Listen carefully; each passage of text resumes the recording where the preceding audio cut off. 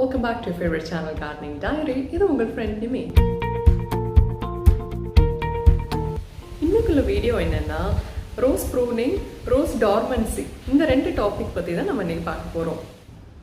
Last year நம்ம rose prune பண்ணும்போது என்ன மாதிரி ப்ரூனிங் டெக்னிக்ஸ் எப்போ பண்ணணும் அப்படின்றத பற்றியெல்லாம் பார்த்தோம். ஆனால் நம்ம அந்த டார்மன்சி அப்படின்ற ஒரு ஸ்டேஜுக்கு நான் ரோசஸை கொண்டு போகலை, அதை பற்றி உங்களுக்கு சொல்லலை. நெக்ஸ்ட் இயர் பண்ணும்போது நான் உங்களுக்கு சொல்கிறேன் அப்படின்னு சொல்லியிருந்தேன். அந்த வீடியோ பார்த்தவங்களுக்கு ஞாபகம் இருக்கும். மெயின் ரீசன் என்னென்னா, நம்மள நிறைய பேர்கிட்ட வந்து அந்த டார்மன்சிக்குள்ளே கொண்டு போகிற மாதிரி உள்ள ரோசஸ் இருக்காது. வெரி ஓல்ட் ரோசஸ், அட்லீஸ்ட் ஒரு 2 years 3 years 3+ years அந்த மாதிரி ஓல்டு ரோசஸை வந்து ரொம்ப பழைய ரோசஸை நம்ம அது டார்மன்சி அப்படின்ற ஒரு ஸ்டேஜுக்குள்ளே கொண்டு போய் அப்புறம் ப்ரூன் பண்ணுவோம். நம்மள நிறைய பேர் இப்போ தான் ரோஸ் வளர்க்கவே படிச்சிருக்கோம், வளர்க்க ஆரம்பிச்சிருக்கோம். ஸோ அதுதான் மெயின் ரீசன். அதனால தான் நான் கழிஞ்ச வருஷம் அதை பற்றி சொல்லாதது. இப்போ கூட எந்த மாதிரி ரோசஸ் நம்ம டார்மன்சி அப்படின்ற ஸ்டேஜுக்கு கொண்டு போனோம், டார்மன்சினா என்ன, அதோட விளக்கம் பார்த்துட்டு அப்புறமா ரோசஸ் எந்த மாதிரி ரோசஸை வந்து நம்ம அந்த ஸ்டேஜுக்குள்ளே கொண்டு போகலாம், எந்த மாதிரி ரோசஸ் நம்ம ப்ரூனிங் அந்த ப்ராசஸில் எடுத்துகிட்டு போகலாம் அப்படின்றத பற்றியும் நான் உங்களுக்கு காமிக்கிறேன்.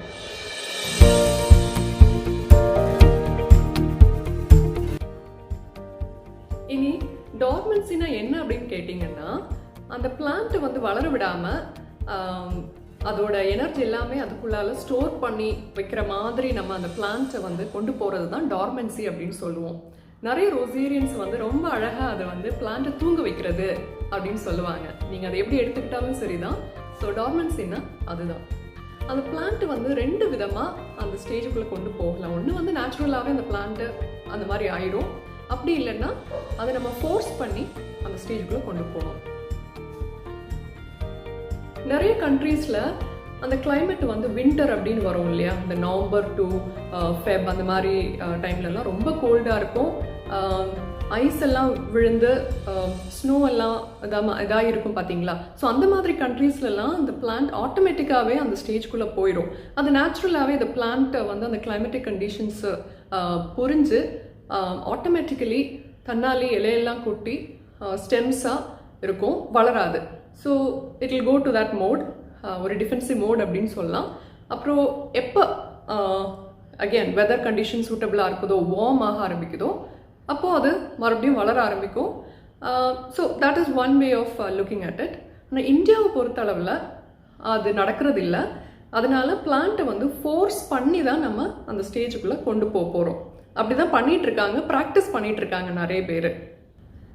அதே மாதிரி ரொம்ப ஹை டெம்பரேச்சராக இருந்தாலும் இல்லை ரொம்ப கோல்டாக இருந்தாலும் பிளான்ட் வந்து இந்த டார்மன்ட் ஸ்டேஜுக்கு போயிடும்.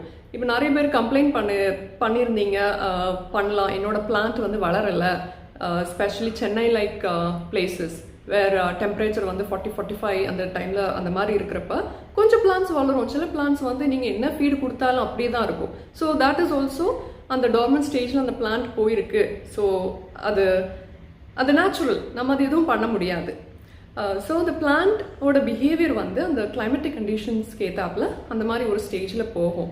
அண்ட் நம்ம ப்ரூனிங் சீசன் அப்படின்னு சொல்கிறப்போ எண்ட் ஆஃப் த இயர் ஜென்ரலாக நைட் டேக்கு வந்து ரொம்ப டிஃப்ரென்ஸ் இருக்கணும் டெம்பரேச்சர். ஆனால் சவுத் பார்த்தோன்னா அப்படி ஒரு சூழ்நிலையே நமக்கு வராது இல்லையா. ஸோ த ஆப்ட் டைம் அப்படின்னு பார்த்தோன்னா இந்த லேட் செப்டம்பர் ஏர்லி அக்டோபர் அந்த டைமில் தான் நம்ம ப்ரூன் பண்ணோம்னா மறுபடியும் விதின் 2 monthsக்குள்ளே நல்ல க்ரோத் வந்துடும். அண்ட் அந்த ரோசஸ்குள்ள சீசன் டிசம்பர், ஜனவரி, ஃபெப்ரவரி, மார்ச் அந்த மாதம் ஃபுல்லும் தேல் ப்ளூம் வெரி வெல், நல்ல க்ரோத் இருக்கும். ஸோ அதனால தான் நம்ம ப்ரூனிங் டைம் அப்படி செலக்ட் பண்ணுறோம். அண்ட் அந்த ப்ரூனிங்க்கு முன்னாடி அந்த பிளான்ட்டை வந்து அந்த டார்மன்ட் ஸ்டேஜுக்குள்ளே கொண்டு போக வைக்கிறோம். ஸோ அதனால் அந்த 2 மாதம் 1.5 மாதம் 2 மாதம் டைமில் அந்த பிளான்ட் வந்து அப்படி எதுவும் பண்ணாது, பெர்ஃபார்ம் பண்ணாது, வளராது, அதோட எனர்ஜி எல்லாம் ஸ்டோர் ஆகி அப்படியே இருக்கும். ஸோ நம்ம அதை மறுபடியும் ஃபீட் கொடுத்து வளர வைக்கும்போது முன்னாடி உள்ள எனர்ஜி எல்லாம் இருக்கும் பார்த்தீங்களா. ஸோ க்ரோத் நல்லா விகரஸாக இருக்கும், நல்ல குவாலிட்டி ப்ளூம்ஸ் எல்லாம் நமக்கு கிடைக்கும்.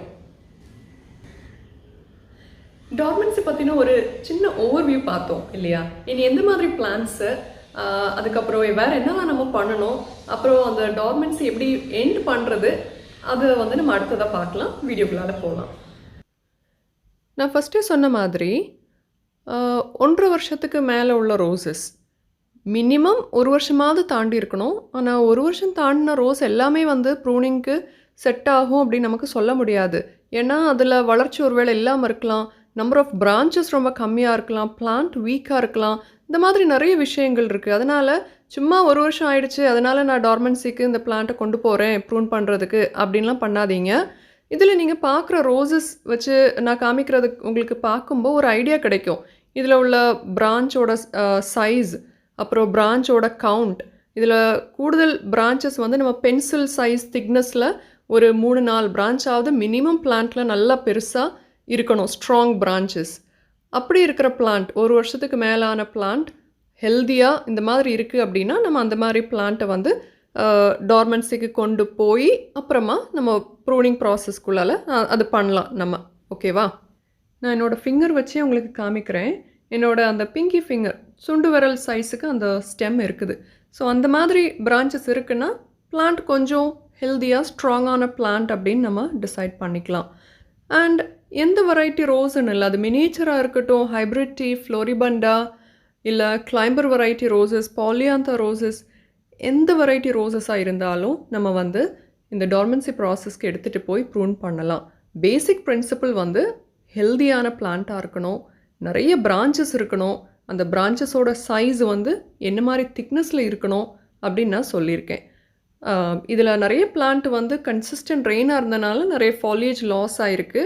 நான் வந்து டார்மன்சிக்கு இந்த பிளான்ட்டை கொண்டு வந்து 1 வாரத்துக்கு மேலே ஆயிடுச்சு. எல்லாம் ஸ்டாப் பண்ணிட்டேன். ஸோ அதனால் நிறைய லீஃப் எல்லாம் உங்களுக்கு டிஃப்ரெண்ட் பேட்டர்னில் தெரியும். So don't worry about it.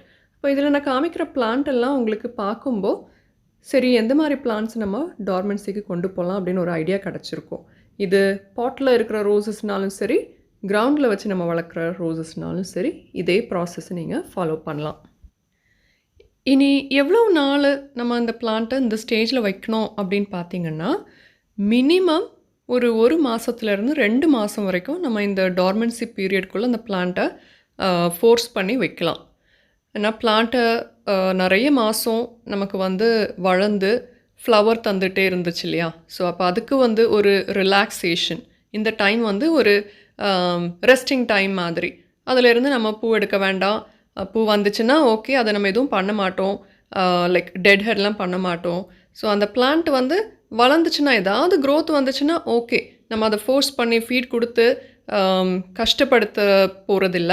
So அந்த பிளான்ட் வந்து அந்த பீரியடில் ரெஸ்ட் ஆகும். அண்ட் இது எப்போலேருந்து எப்போ வரைக்கும் அப்படின்னு நம்ம பார்த்தோன்னா, நான் ஃபஸ்ட்டே சொன்ன மாதிரி நமக்கு ப்ரூனிங் டைம் வந்து லேட் செப்டம்பர் இல்லைன்னா October early October 1st or 2nd week அந்த டைமில் நம்ம வந்து ப்ரூனிங் பண்ணிடுவோம் இல்லையா? அப்போது இப்போவே இருந்து நான் ஸ்டார்ட் பண்ணிட்டேன். உங்களோட பிளான்ட்டோட ஏஜ் பொறுத்து நீங்கள் வந்து ஒன்றில் இன்னும் 1 வாரம் கழித்து, அதாவது மிட் ஆஃப் ஆகஸ்ட்டில் ஸ்டார்ட் பண்ணலாம். இல்லைன்னா என்டையர் செப்டம்பர் நீங்கள் வந்து இந்த மாதிரி ஃபாலோ பண்ணலாம். டார்மன்சிக்கு வந்து பிளான்ட்டை கொண்டு போகலாம். பேசிக் ரூல் இது தாங்க. இப்போ நம்ம எந்த டைம் நீங்கள் ப்ரூன் பண்ணணுன்னு நினைக்கிறீங்களோ அதில் இருந்து ஒரு 30 நாள், 60 நாள், 45 நாள் அது அப்படி கனெக்ட் பண்ணிக்கிட வேண்டியதான். அவ்வளோ நாள் டார்மன்சி பண்ணினா போதும், அந்த ஸ்டேஜில் வச்சுருந்தா போதும். அண்ட் மழை இருக்கிற டைம் வந்து நம்ம ப்ரூனிங் பண்ண மாட்டோம், ஏன்னா டைபேக் வர நிறைய சான்ஸ் இருக்குது. ஸோ அதையும் நீங்கள் கவனத்தில் வச்சுட்டு பிளான் பண்ணுங்கள். இங்கே உங்களுக்கு ஒரு ரோஸ் காமிக்கிறேன் பாருங்கள். இது ஒரு ஃப்ளோரிபண்டா ரோஸ். 1 இயர்க்கு மேலே இருக்கும் இதோட ஏஜ். ஆனால் இதோட பிரான்ச் பார்த்தோன்னா இது வரைக்கும் நம்ம பார்த்த ரோசஸ் மாதிரி இல்லாமல் இதோட திக்னஸ் வந்து கொஞ்சம் கம்மியாக இருக்கும். பிளான்ட் ஓவரால் ஹெல்த்தியாக தான் இருக்குது. நிறைய பூத்துச்சுது. இப்போ தான் நான் வந்து இதிலேருந்து பூ எடுக்கலை. Last couple of months basal breaks எல்லாம் வந்திருக்கு. ஆனால் மற்ற ரோசஸை மாதிரி இன்னும் இது ஸ்ட்ராங் ஆகலை. ஸோ அதனால் இந்த ரோஸை நான் வந்து டார்மன்சி ஸ்டேஜுக்கு கொண்டு போகலை. அண்ட் இதோட ஹைட்டு பார்த்தோன்னாலும் மொத்தமே ஒரு 2 அடி தான் இருக்கும் பாட்டில் இருந்து. அப்போ இதுவும் உங்களுக்கு ஒரு ஐடியா கிடைக்கும்ல, அதனால தான் இதுவும் நான் உங்களுக்கு காமிக்கிறேன். அதனால் 1 வருஷம் 1.5 வருஷத்துக்கு மேலான ரோசஸ் எல்லாம் நான் வந்து டார்மன்சிக்கு கொண்டு போகிறேன் அப்படின்னு டிசைட் பண்ணாதீங்க. அந்த பிளான்ட்டோட கண்டிஷன் நீங்கள் பாருங்கள், பார்த்துட்டு முடிவு பண்ணுங்கள். நான் உங்களுக்கு இன்னொரு ரோஸ் கூட காமிக்கிறேன். அது வந்து ஒரு ஷ்ரப் வெரைட்டி. பட்டன் ரோஸ் மாதிரி மினியேச்சர் மாதிரி பூக்கும். இதுவும் 1 இயர்க்கு மேலே இருக்குது இதோட ஏஜ். இதில் பார்த்தோன்னாலும் பிரான்ச்சஸ் இன்னும் அந்த அளவுக்கு ஸ்ட்ராங் பிரான்ச்சஸ் இதிலிருந்து நமக்கு நிறைய வரல. 1 2 தான் இருக்குது, மற்றபடி எல்லாமே சின்ன சின்ன பிரான்ச்சஸ். ஸோ இதுவும் நான் வந்து டார்மன்சிக்கு கொண்டு போகலை. அதனால நம்ம டார்மன்சிக்கு கொண்டு போகாத ரோசஸை ப்ரூன் பண்ண முடியாதுன்னு இல்லை. அந்த ரோசஸை நம்ம வந்து சாஃப்ட் ப்ரூன் ஒரு ட்ரிம்மிங் மாதிரி லைட்டாக பண்ணி விடலாம், தப்பு இல்லை. ஏன்னா சாஃப்ட் ப்ரூன் வந்து எப்போ வேணாலும் நம்ம பண்ணிக்கலாம். நம்ம இது வரைக்கும் டார்மன்சினா என்ன, எந்த மாதிரி பிளான்ஸ் நம்ம இது கொண்டு போகலாம், பிளான் செலெக்ஷன், அப்புறம் பீரியட் எவ்வளோ நாள் இந்த டார்மன்சி பீரியடில் அந்த பிளான்ட்டை வைக்கணும் அப்படின்றத பற்றி பார்த்தோம்.